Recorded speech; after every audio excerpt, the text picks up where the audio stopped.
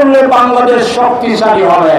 আপনাদেরও ফিরার কোনো সম্ভাবনা নাই। নো জবর না নয়, নো আলিফ জবর না, নো খাড়া জবর না। আজকের দিন পৃথিবীর ইতিহাসে একটি নজিরবিহীন ঐতিহাসিক দিন।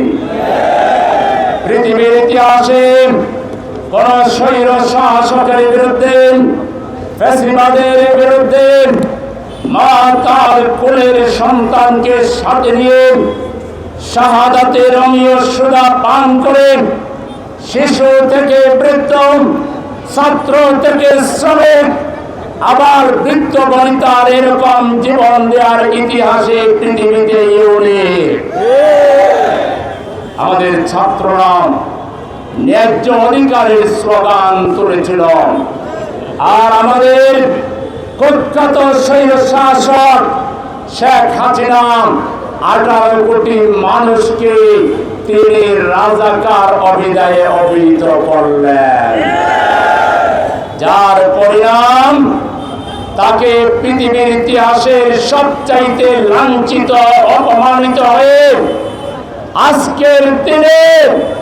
আজকের দিন যেমন বিজয়ের দিন, আজকের দিন যেমন অভ্যুত্থানের দিন, তেমনি ফ্যাসিবাদের জননে শেখ হাসিনা সহ তার গোষ্ঠী সুদ্ধার পালানোর দিন। পৃথিবীর ইতিহাসে মন্ত্রী, এমপি, দলীয় নেতা কর্মী, ইভেন মসজিদের ইমাম পর্যন্ত পালিয়ে যায় পৃথিবীতে, এমন নজির নেই। সেই নজিরবিহীন কর্মকাণ্ডের জন্ম দিয়েছিলেন পতিত স্বৈরাচার শেখ হাসিনা। তিনি মানুষকে নির্বিচারে খুন করেছেন। আমার কোলের শিশু পর্যন্ত তার নির্দেশ থেকে রেহাই পায়নি। আলহামদুলিল্লাহ, সম্মানিত জনতা, আমাদের মাঝে আজকের এই অনুষ্ঠানের সমাবেশের মিছিলের প্রধান অতিথি বাংলাদেশ জামায়াতে ইসলামের সংগ্রামে অন্যতম নায়েবে আমির, বাংলাদেশ ইসলামী ছাত্র শিবিরের সাবেক বিপ্লবী কেন্দ্রীয় সভাপতি, বাংলাদেশের এই পরিবর্তনের অন্যতম নায়ক জননেতা ডক্টর সৈয়দ আব্দুল্লাহ মোহাম্মদ তাহের উপস্থিত হয়েছেন। আজকের এই সমাবেশ থেকে আমরা তাকে স্বাগত জানাই। নারে তাকবীর, নারে তাকবীর। প্রিয় ভাইরা, আমরা বলছিলাম সেদিন শিশুদের বুকে গুলি চালানো হয়েছে। রক্তাক্ত শিশু মাকে সামনে দেখে মা মা বলে ডাকছিল, মা আমাকে পানি দাও। সেই লেডি ফেরাউন শেখ হাসিনা নির্দেশ দিয়েছিল, হাসপাতালে কাউকে চিকিৎসা দেবা না, কোন আত্মীয় স্বজনকে কাছে আসতে দেবা না, এবং কাউকে হাসপাতাল থেকে ছাড়বাও না, রিলিজও দেবা না। পৃথিবীর ইতিহাসে এত নিকৃষ্ট হৃদয়হীন মানুষ আর আছে কিনা? ফেরাউনও তার কাছে হার মেনেছে, সীমারও তার কাছে হার মেনেছে। তারা আমাদের ভাইদের জানাজা পড়তে বাধা দিয়েছে, কবরের জায়গা চিহ্নিত করতে বাধা দিয়েছে, কবরে শায়িত করতে বাধা দিয়েছে। পৃথিবীর ইতিহাসে যদি আরেকটা ঘটনা দেখাতে পারেন, এরকম একটা ঘটনা দ্বিতীয় ঘটনা খুঁজে পাবেন না। আজকে অনেকে বলেন তাদের বিপদগামী কর্মীরা কেউ কেউ ফেসবুকে বিরাট যোদ্ধা হয়ে গেছেন। হাসিনা পালায়নের সময়টা পরে রাস্তায় এসে 2-4টা মিছিল করবো, মনে হয় সামনেও আজরাইল, পিছনেও আজরাইল, ডাইনেও আজরাইল, বামেও আজরাইল। আমরা আপনাদের কম মার খেয়েছি। মিটিং করার আগে এরকম জায়গায় আমরা 1 ঘন্টা ব্যাপী প্রস্তুতি নিয়েছি। শত শত লোক আসছে, আপনাদের ডিবি আমাদেরকে গ্রেফতার করেছে, র্যাব করেছে, সব চ্যালেঞ্জ মোকাবেলা করে রাজপথে আমরা প্রত্যেকটা অন্যায়ের প্রতিবাদ করি। আর আপনারা শুধুমাত্র এই শুরু হইল না, ইউনুস সরকার একটা কাহিনী গভর্নমেন্ট, তিনি একজন আন্তর্জাতিক ব্যক্তিত্ব, পুলিশকে নির্দেশ দেন না গুলি করার জন্য, ধরবার জন্য।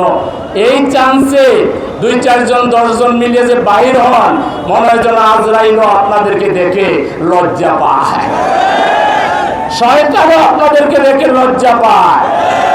সুতরাং আজকে আমরা বলতে চাই, পৃথিবীর কোনো ইতিহাস নাই, স্বৈর শাসক আবার ফিরে এসেছে। আপনাদেরও ফিরার কোনো সম্ভাবনা নাই। নূ জবর না নয়, নূ আলিফ জবর না, নূ হারা জবর না। আপনারা আসতে পারবেন না, কারণ আপনাদের সাথে যে যুদ্ধ, এটা জামাত শিবিরের যুদ্ধ না, এটা রাজনৈতিক দলের যুদ্ধ না, এদেশের কোটি কোটি শিশুদের সাথে আপনাদের যুদ্ধ, এদেশের কোটি কোটি যুবকদের সাথে আপনাদের যুদ্ধ, এদেশের কোটি কোটি শ্রমিকের সাথে আপনাদের যুদ্ধ।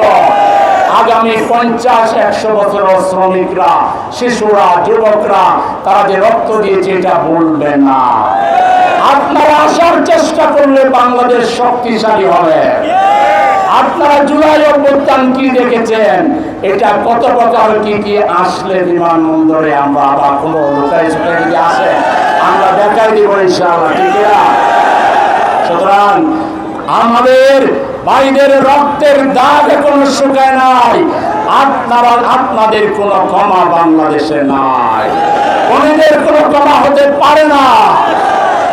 আমার মায়ের চোখ এখন অশ্রু সজল, বারবার রুমাল দিয়ে কাপড় দিয়ে নিজের চোখকে সম্বরণ করছে, আড়ালে আবদালে কান্নাকাটি করছে। আপনারা কেমনে চিন্তা করেন যে খুনিরা আবার দেশে পুনর্বাসিত হবেন? আমরা মাননীয় প্রফেসর ইউনূস সাহেবকে বলবো, যথেষ্ট উদারতা দেখিয়েছেন, এনাফ ইজ এনাফ। এখন আগামী 2 মাসের ভিতরে প্রশাসনের ভিতরে এবং বাইরে 100% খুনিকে যদি ধরে জেলে বিচারের মুখোমুখি করতে না পারেন, তাই আপনাদেরকে আমরা যে নিঃশর্ত সমর্থন দিচ্ছি, এটা দেব কিনা আমাদের নির্বাহীতে আমরা আলোচনা করব, এবং প্রয়োজনে সারা বাংলা ঘেরাও করে আমরা খুনিদেরকে ধরে প্রশাসনের হাতে তুলে দেব। 2 নম্বর কথা হলো, লেভেল প্লেইং ফিল্ড না করে এখন ইউনো, ওসি সাহেব, ডিসি সাহেব কি আরামকে দাঁড়ায় বসে প্রেম প্রীতি করছেন কিছু রাজনৈতিক দলের নেতা কর্মীদের সাথে, বসে লেনদেন করছেন, দুর্নীতির লেনদেন করছেন। আপনারা সাবধান হয়ে যান। 100% লেভেল প্লেইং ফিল্ড ছাড়া বাংলাদেশের নির্বাচন জনগণ মেনে নেবে না।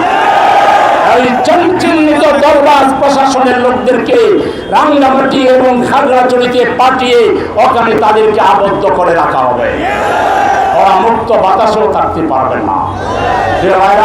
আজকে আমরা পরিষ্কার বলতে চাই, আপনারা সনদ ঘোষণা দিবেন, আজকে ভালো কথা।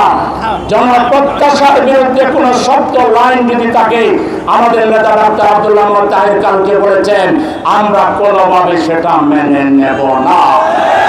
এই নম্বরে সনদ বাস্তবায়নের সুস্পষ্ট পথরেখা, রূপরেখা থাকতে হবে। কোন ধরনের দামাই পাড়ায় আমরা মেনে নেব না। সনদ এখন থেকেই বাস্তবায়ন করতে হবে আগামী দিনগুলো, এবং নির্বাচন জুলাই সনদের ভিত্তিতে হতে হবে।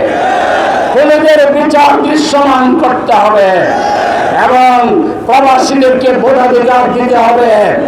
বিশেষ করে আমি দাবি জানাবো, পাথরি বাহিনীকে আপনারা গ্রেফতার করুন। চাঁদা, আপনারা যদি কারো মুখের দিকে তাকিয়ে কাউকে ভয় করে ইউনূস সাহেব যদি সুষ্ঠু নির্বাচন দিতে ব্যর্থ হন, আপনার এবং আপনার সরকারের ইতিহাসে সবচাইতে একটা নিকৃষ্ট উদাহরণ এসে থাকবে। সেজন্য আমরা আজকে পরিষ্কার করতে চাই, আমার ভাই কবরে কোনই বাইরে থেকে লম্পজম্প করবে, এক মুহূর্তের তরে আমরা মানতে চাই না। খুনিদের বিরুদ্ধে আমাদের সংগ্রাম চলছে এবং চলবে। আমরা কেউ আর ঘরে থাকবো না, হাসিনাকে বিদায় দিয়ে আমরা ঘরে যাবো, আর হয়েছে আল্লাহর ইচ্ছায় তাই।